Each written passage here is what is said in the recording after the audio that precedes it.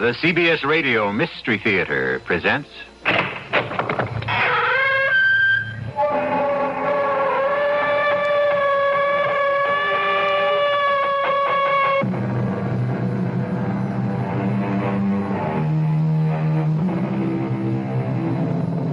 Come in. Welcome. I'm E.G. Marshall. Over and over, the philosophers ask the same questions. In all times, in all places, for all men, the mysteries remain. What is life? What is death? From whence do we come and where do we go? The ignorant barbaric savage bows to the sun and says, "Behold, God." Whereas we, sophisticated, civilized, consider the sun as energy expressed in formulae and equations. But do we really know any more about the sun than he does?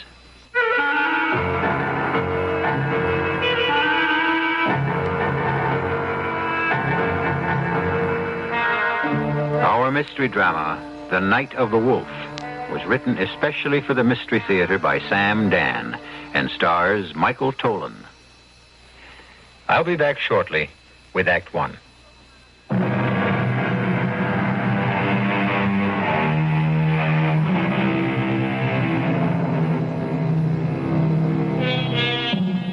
We are in a bright, bustling city in our own Southwest.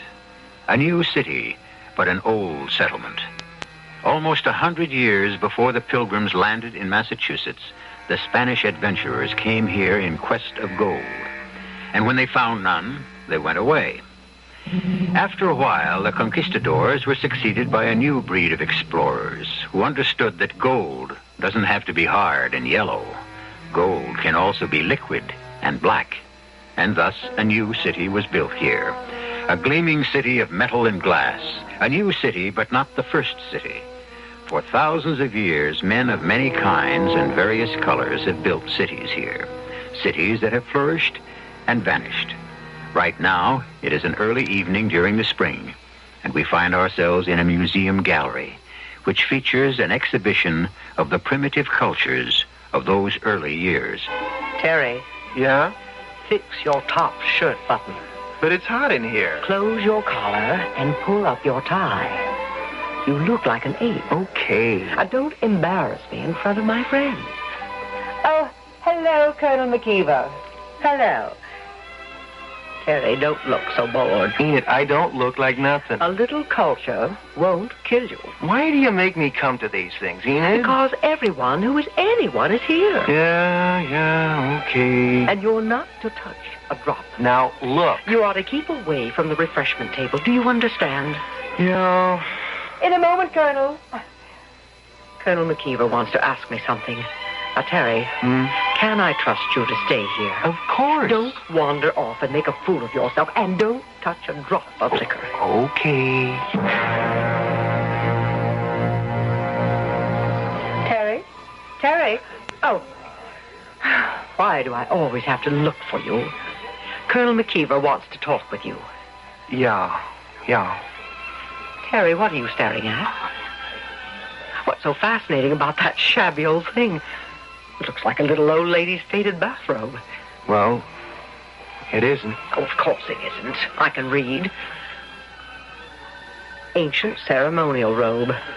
Said to belong to a high priest of the Wolf clan. Possibly Mojave or kindred tribe.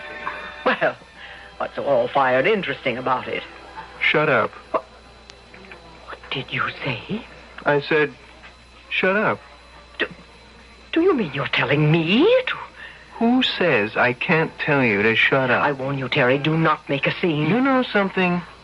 I think I will make a scene. Terry, have you gone mad? Maybe. Let's get out of here quickly. We won't even wait for the car to come. We won't? We'll hail a cab, and I'll take you... And what? I'll take you to a doctor. Why? Because something has come over you. Maybe something has. People are starting to stare at us. Well, so what? Terry! You! Hey, you over there! What are you looking at? Terry, you're embarrassing me. Hey, I mean you! You, the fat slob with a face like a pig! Terry, it's Colonel McKeever. What's the matter with you? Terry, we've got to leave here. Enid, we ain't going nowhere. I demand that you... Shut up! Well, what are you looking at, huh? You know me? I'm Terry Jessup. 10 years all-pro middle linebacker till I busted my knee. And I got so scared that I had to marry this rich broad. Terry, you've gone mad. I let her father buy me. I let her old man buy me. Terry, and break me. drunk. You ruined me. You ruined me. You and your old man, you used me. My name, my reputation, you used me to sell that crooked stock of yours, those dry wells. Please, somebody call an ambulance. I haven't got a real friend in the world because of you. Oh, he's terribly ill. That's why I'm gonna kill you. Help me! Don't anybody make a move! I'll break anybody in half who tries to stop me. Terry, put down that knife. Sacrificial knife, 1,000 years old. Still good. No, Terry, Still got a point. No. Look, the point, it's still good. He killed her. I told you. Yeah. I killed her. Maybe somebody ought to call the cops.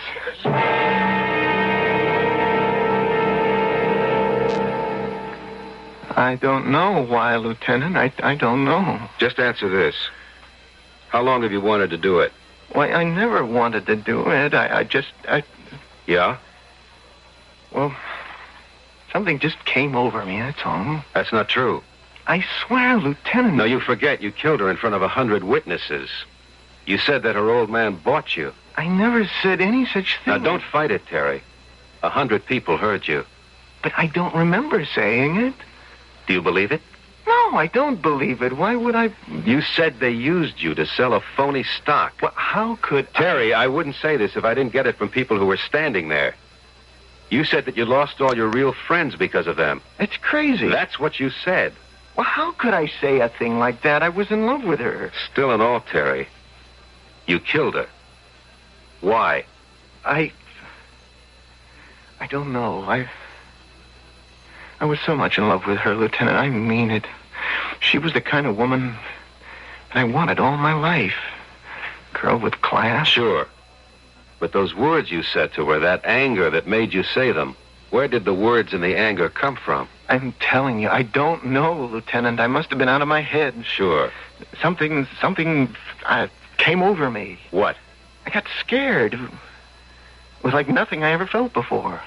Like what? Something in that place. Just something in that museum. Something wild. Come on, Terry. What could be wild in a museum? It was like something set my mind on fire. And the words that everybody heard me say, I didn't even know I was saying them. And did you know you killed her? It was like something had to be driven out of me. You understand? No. Something that was wrong, something that had to die, and if she wasn't standing there, I would have killed myself. Yeah. There's something in that place. Sure. Believe me. You gotta believe me. I'm not the one who has to believe you. A judge and a jury has to believe you. It's in that place, Lieutenant. Something is in that place.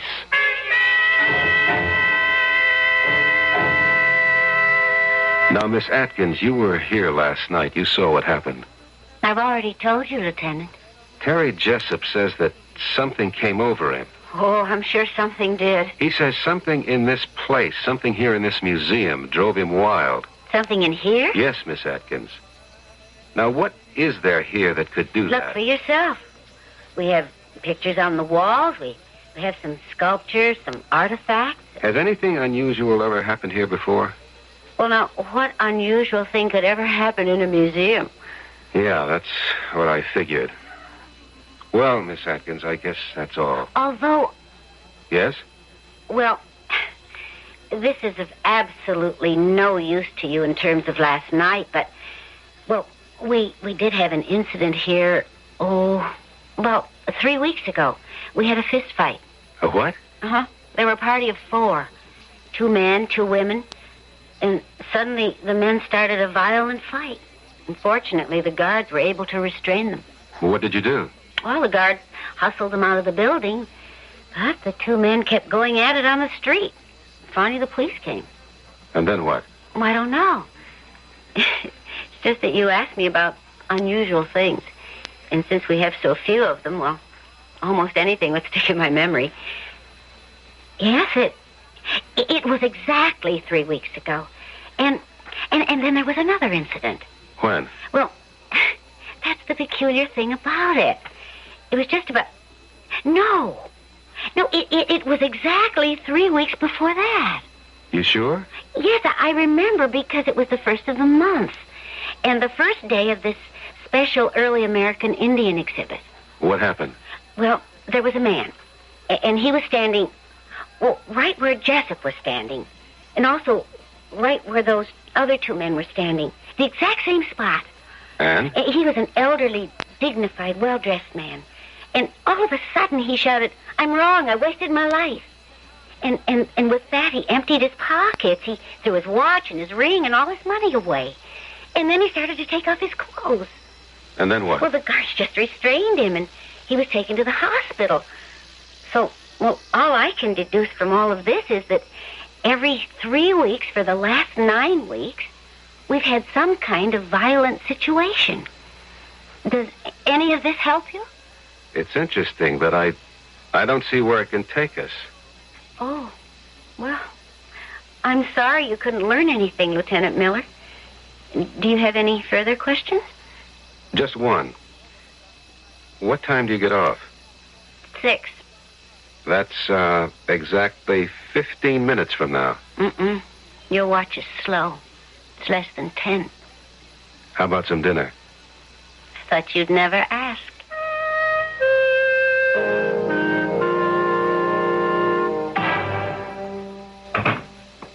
Oh, Georgie?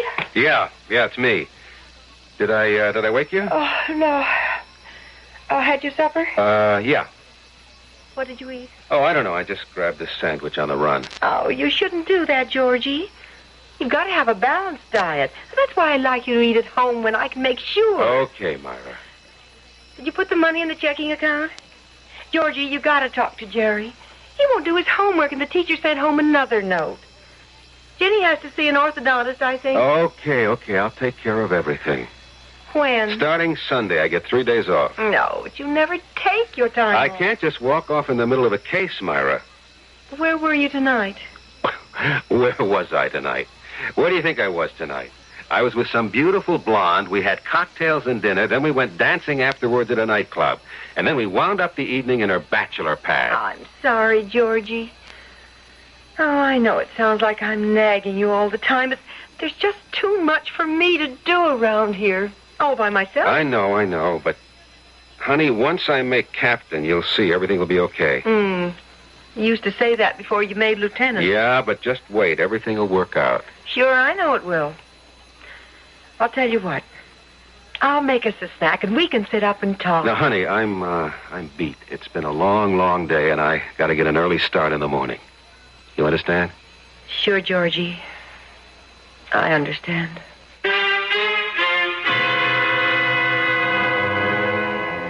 That's what we need in this world. More understanding wives.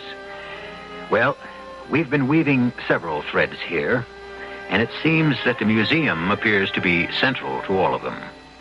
And this museum will have a few more interesting, if somewhat deadly, exhibits on display for us when I return shortly with Act 2.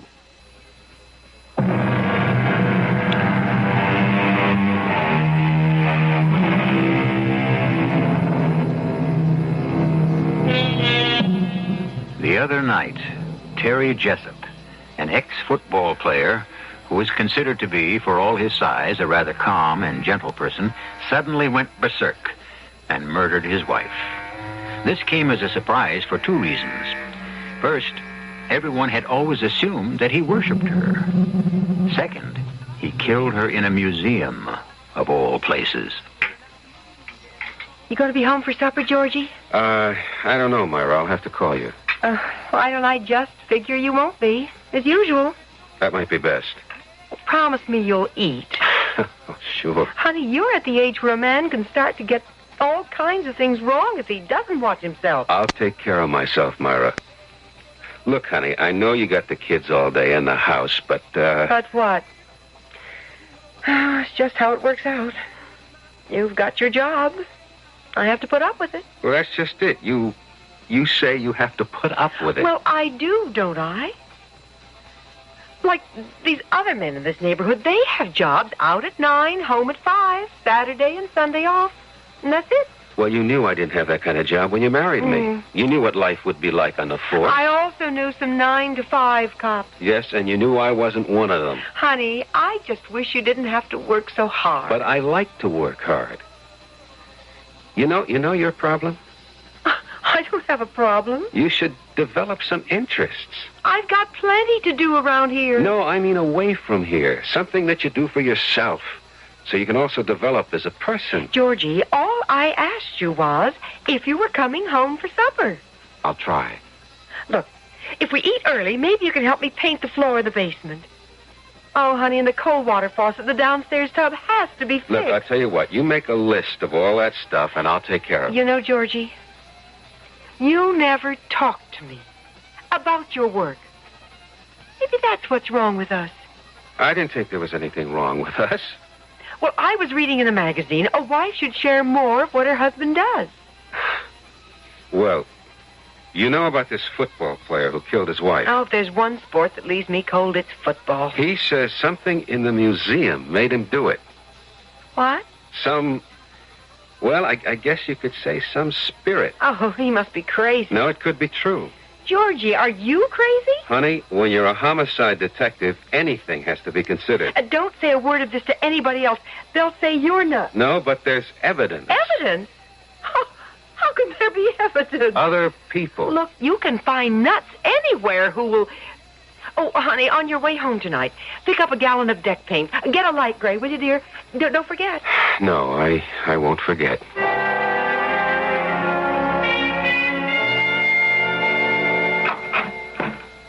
Hi. Hello, Polly. You busy? Swamped. Maybe I better come back another time. Oh, you do that.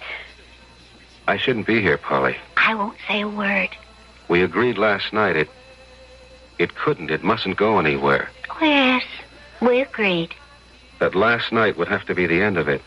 I know. That the real reason I'm here is this does happen to be the scene of the crime.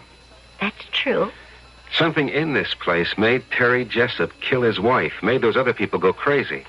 Something? I don't know too much about it, but it could be some kind of spirit. You think I'm crazy? No. Now, the way I figure it, these tribes, they believed in magic. It was their religion. Maybe there was some truth in it for them. And so... Well, go ahead. And so these things, these knives and clothes and the things here, the magic could still be in them. Or on them or something. Now you go ahead and call the guys in the white coats. I'll do no such thing. I always believed in that myself. But you're educated. So are you. I don't have the books. You don't need the books. Come here. Polly,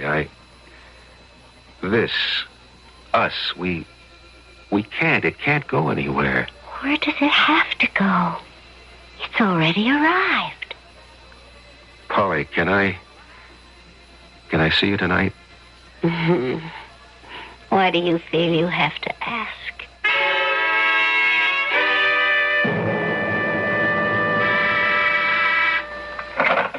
Captain Prescott. Oh. Yeah, I'll see him. Morning, Georgie. Sit down. Listen, Prescott, why am I being assigned to the Kenilworth thing? Because it's a good live murder and just a job for a smart detective like you. But I'm still with the museum killing. What is it with you? Jessup is already in the cooler waiting for his trial. It's gone past. But we have to find out why he did it. No, that's going to be for the psychiatrist to rumble about. What a field day those birds are going to have. Look, I'm running down an angle. Yeah? At the museum. Yeah. I know her name, too. Polly Atkins. What are you talking about? Come on, Georgie. Everybody knows about it. Everybody except Myra, maybe. I I don't know what's happened to me. Look, it's the first time I ever stepped out of line. You have to believe that. Okay. I believe it. And I didn't even plan it. I didn't even know I was doing it. I just asked her out before I could even think of what I was saying. You still in love with Myra? Yes. Are you? No, I don't know. It's all so mixed up. She's everything I ever wanted. Who? Polly. Cool, smart. Sure. She doesn't have to worry about running a house and taking care of kids. Yeah, I know all that, but I just have to have her, Prescott, that's all. Where does it lead? Nowhere. It's just free and easy and relaxed. Where does it lead, Georgie? I told you, nowhere. That's not good enough for you. There are guys who can waltz in and out of these things with one dame after another. Not you. Listen, Prescott. Georgie, a thing like this is going to rip you apart. I told you, it's just laughs. You don't have that kind of humor. Break up with her. I can't. So it is serious. Georgie, break it up before it kills you. What are you talking about? I said my piece, Georgie. Look, I've got this lead. Just give me a couple of more days to tie this one up. Sure.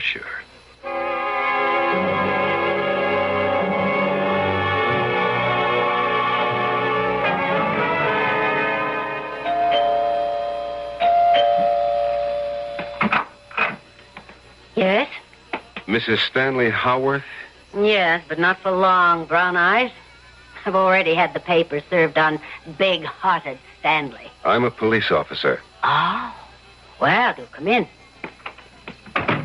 Your husband, Mr. Stanley Howarth. Do we have to talk about him? About a month ago, you, your husband, and another couple, a Mr. and Mrs. Andrew Seeley, Yeah, that's another great pair. were in the Museum of Indian Art. I still don't know whose bright idea that was. Suddenly, your husband and Mr. Seeley started swinging at each other. Why? Why? Yes. Well, I don't know. Did anything happen that would have created a fight? They just couldn't start swinging at each other for no reason at all. Well, the truth is, neither of them's a great intellect, if you know what I mean. Could you just tell me everything that happened while you were in that museum? You got a one-track mind. Well, let's see. I don't know why we went there.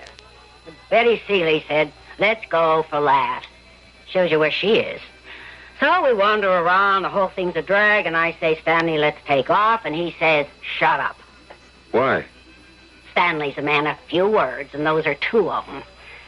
Well, anyhow, everybody's saying to Stanley, let's go, but he's just standing there, staring at this thing that looks like a bathrobe. A bathrobe? Well, no, it ain't a bathrobe. It's one of those old Indian robes, and he's staring at it like he's hypnotized.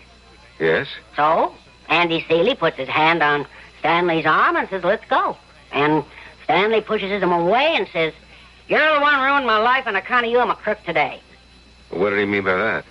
Well, Stanley and Andy, they're partners. And they put together deals, and all I can say is they never lose money. Then what? Oh, I never seen Stanley so mad. Or Andy either. Each accused the other guy of dragging him down. You know what I mean? I don't know what got into either of them. And they started slugging. I mean, they'd have killed each other. Well, it took the museum guards and the cops. I know. They were booked and then released on bond. What happened later? These two crazy guys, these two nuts, they actually gave away all their money. What? Well, fortunately, I got some of Stanley's in my name. But they spent days in the office investigating worthy causes. And they just got rid of all they owned. Could I see your husband? Yeah, sure. If you want to go to India to look for him. He went to India? Well, was it India or Africa? I don't know. Might have been South America. Why? To do good work. Can you tie a thing like that? Any wonder I want to ditch him? Well, thank you very much, Mrs. Howarth. Anytime. And now that you know the way, don't be a stranger.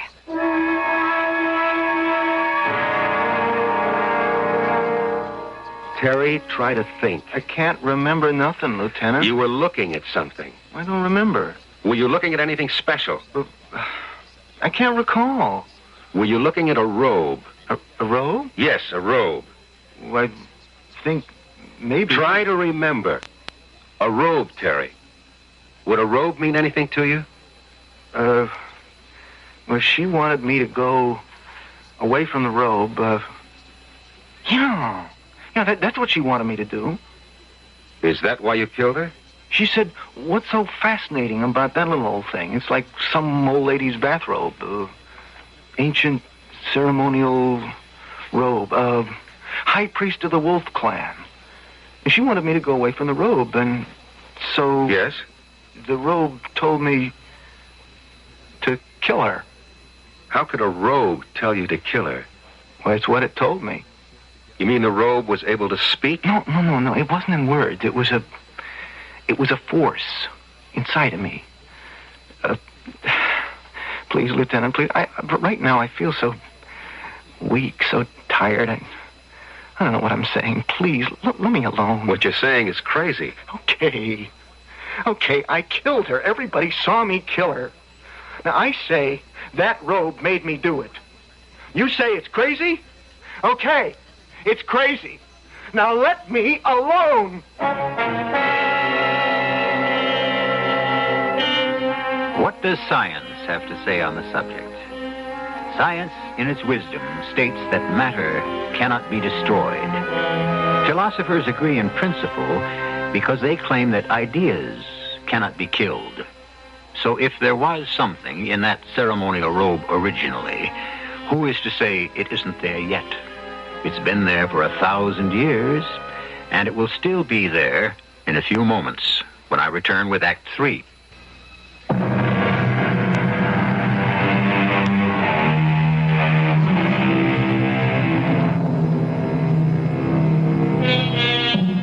All cities are built on the ruins of others. And so what we have is not something that is brand new, but usually is just another layer. And if we dig into the ground, we find the things of those people who have come and gone before our time. But we don't have to dig to find the ideas and the forces and the spirits that move them. Those can be felt everywhere, especially by men and women who are waiting and hoping for something to change the course of their lives. Detective Lieutenant George Miller has been involved with people like that lately. As a matter of fact, Lieutenant Miller is in the midst of a change in his own life. He may or may not be aware of it. Excuse me. Yes? Are you Mr. Kenneth Underwood? Yes. I'm a police detective. I was told at your apartment that you could be found here in the park. And now that you found me? There was an incident at the museum. A sudden aberration. Over and done with it. Is that so? You were looking at that robe in the museum and you suddenly went... Well, I don't like to say crazy. Sir, I don't understand what you're saying. No, I think you do. It's happened twice again since. What can you tell me about that robe? Why is it important? A man killed his wife. The state of his mind at the time will decide the price he'll pay. I read about it. They'll say he was insane. What about that robe? It doesn't matter. Let us say that, some spirit emanated from that robe. Possessed him. It'll amount to being crazy anyhow. Why do you say an evil spirit? I said a spirit. You said evil. Well, isn't it evil if it causes a man to kill? The robe. The spirit of the robe said to me, Kenneth Underwood. Then you are saying there is a spirit in the robe. Said to me, Kenneth Underwood, the gods gave you the gift of poetry. You've abused it, defiled it, cheapened it. And I did. And I thought I would die then and there. And the spirit said, will you throw off this illusion of fame and be true to your gift? And I said, yes. Yes. And a great weight was lifted from my heart because I meant it. Do you expect me to believe this? You asked me a question. I gave you an answer. What kind of spirit? Some days later, I returned to the museum. I examined the robe. There's a kind of design in it. I spoke to an authority on the ancient Indian cultures. He said it was the robe of the Wolf Clan's high priest. That's what it says on the printed card. The Wolf Clan. The clan responsible for the moral purity of the tribe. Each month on the third night before the full moon, every adult member of the tribe had to pass before the high priest. It's called the Night of the Wolf. And if in any heart there's hidden a guilty secret, that secret springs forth. And it either kills that person, or he must kill it. I killed mine, and so I've survived. Going along with this, how do you account for those other two incidents? Pure coincidence. People happened to be standing next to the robe on that particular night. I read about them in the paper. The two men, they killed their guilty secret. What about Terry Jessup? The football player? He couldn't kill his. He couldn't leave his wife. In his agony, he murdered her. Do you expect me to believe this? That's your option. But a week from next Monday, it will once again be 3 nights before the full moon. If you have a guilty secret, Lieutenant, I wouldn't advise you to stand near that robe. Not on the Night of the Wolf.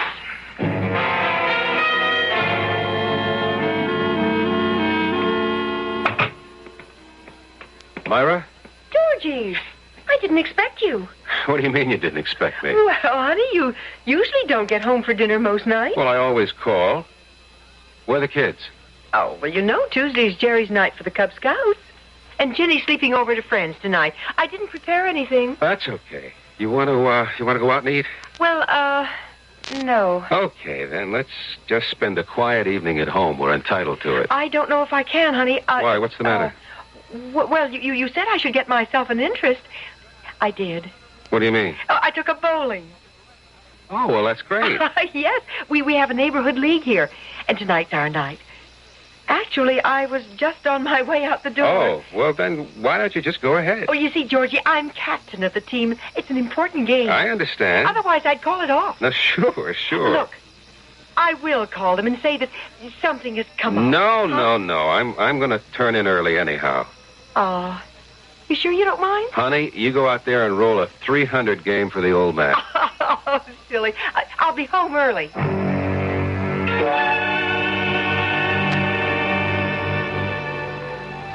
A glass of wine, George? No, I don't need wine or anything else when I'm with you. Thank you, sir. Polly, what's going to happen to us? What's supposed to happen? I don't want it to end. I don't want it to end either. So it won't end. Unless, of course, one of us changes his mind, and then, well, that's it. Something's bothering you, George? No. Well, every now and then I can't help feeling what we're doing is wrong. What we're doing happens to be what we both want to be doing. But people don't just have the right to do what they want to do. Why not? Why not? Well, because. Yes? Because? You know something? When I'm with you, I feel anything is possible. I mean, I'm not stuck in a rut. I just feel free. Is that? I don't know why. Half the time I don't understand what you're saying. Half the time I don't understand what I'm saying either. And you're not the best-looking dame I ever saw. Oh, thank you. This is your night for gracious compliments. But I just can't seem to get along without you. So? Why fight it? Who's fighting it? You are. Every minute. From that very first minute I saw you. I just decided I'm going to quit fighting it. Starting when? Starting right now. I'll show you. I believe you.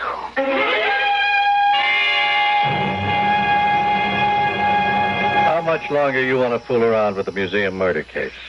That's why I want to see you, Prescott. I want you to take me off it. You're off. As of right now. What happened? Nothing. I don't want to go near that place again. Meaning what? Meaning what I said. Does that include Miss Polly Atkins? Miss Polly Atkins is my affair. That's very well put. Look, what have you got for me to work on? What I've got for you is 1 week's sick leave. Sick leave? You better take it. Why? You look terrible. I never felt better in my life. Don't hand me that, George. This thing with Polly it's killing you. Are you out of your mind? Down deep. You're hurting yourself. Badly. Because this thing... It's wrong. Who says it's wrong? Everything you were taught to believe since the day you were born says it's wrong. That doesn't make it so. It makes it so for you. Don't you think I'm trying? I say I'll never see her again. But the next day... Let's not get confused with any of that. It's just wrong. That's all. It can't be. It seems that the two of us, Polly and me, we just belong together. Well, then divorce Myra and marry Polly. I can't. Why not? I don't know why not. Maybe I love Myra. Then get rid of Polly. No, I love Polly, too. Is it wrong to love both of them for different reasons, for different things? Yeah. Who says so? You keep asking. I keep telling. You say so. Your conscience says so. Okay. I'll ask someone else. Who? Who? Nobody you'd know. Sure, but who is he? A priest. A priest? What do you think a priest is going to tell you? This particular priest, I don't know what he's going to tell me. Georgie, are you sure you're all right? Yeah, Prescott, yeah. Just now, for the first time in weeks, I feel all right. If you don't want to take the sick week, see me later for your assignment. Sure.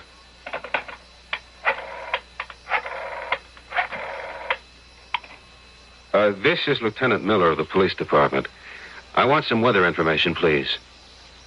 What will be the third night this month before the full moon? I have to know exactly. I can't imagine why you'd want to come here this evening, George. Oh, I don't know. I just want to see the exhibit again. Well, I'd think you'd seen all you wanted of it this past month. Well, I never really looked at things before. Did you call Captain Prescott? Yeah. Now, why do you want him to be here? Did he say he'd come? He should be here any minute. Well, why do you want him? I may need him. For what? Maybe for nothing. I hope for nothing. Georgie! What's this all about? Oh, Prescott, I'd like you to meet Miss Atkins. Oh, we met on the phone. How do you do? Now, Georgie, what do you want me to see? I want to show you a robe.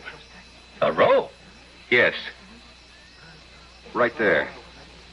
That moth-eaten looking thing? What's the point? It belongs to the priest. The one I said I was going to see. Miss Atkins, you know what Georgie is talking about? The robe of the high priest of the Wolf Clan. George, you're pale. Something the matter? Polly, do you believe with all your heart that you and I, we two, we're right? I believe it, George. I believe it, but... Don't say any more.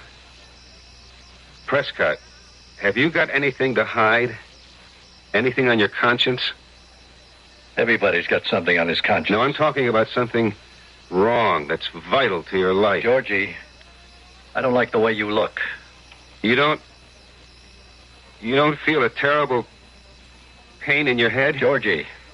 You don't feel a tightness? It's so tight in your chest. I think we better call a doctor. Your whole body's not on fire? George. On fire? Oh, then you're safe. It's me. I'll telephone for... No, don't go. Don't. George, all she wants to do No, is I just... won't give her up. I won't. I can't, no matter what you say. I won't give her up. I'll kill her first. I'll kill myself. George, put that knife back. It's the same knife that other man used. George! I won't give her up. I love her. Wait a minute. No, no, I have to kill us both. It's the order of the high priest. George, drop it. Drop it. I have to.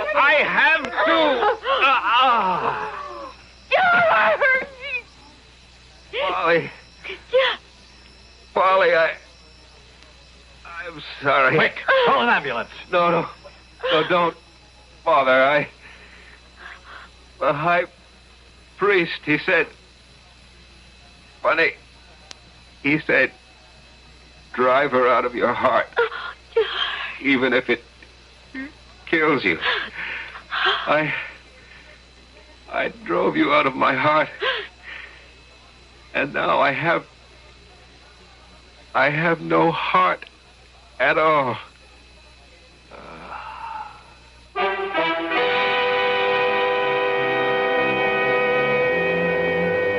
Who knows who sentenced Lieutenant George Miller to death? A conscience, which everyone has? A sudden heart attack, which anyone can get? Or was it the verdict of the high priest of the ancient Wolf clan? I'll be back shortly.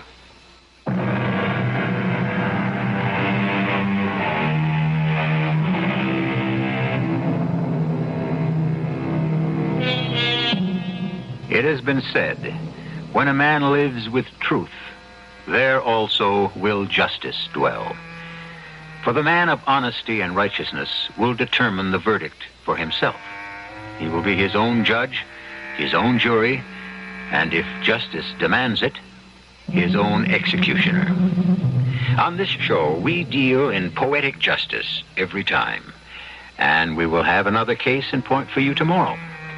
We hope you will continue to be interested. Our cast included Michael Tolan, Joan Shea, Evie Juster, Ken Harvey, and Russell Horton. The entire production was under the direction of Hyman Brown. This is E.G. Marshall inviting you to return to our Mystery Theater for another adventure in the macabre. Until next time, pleasant dreams.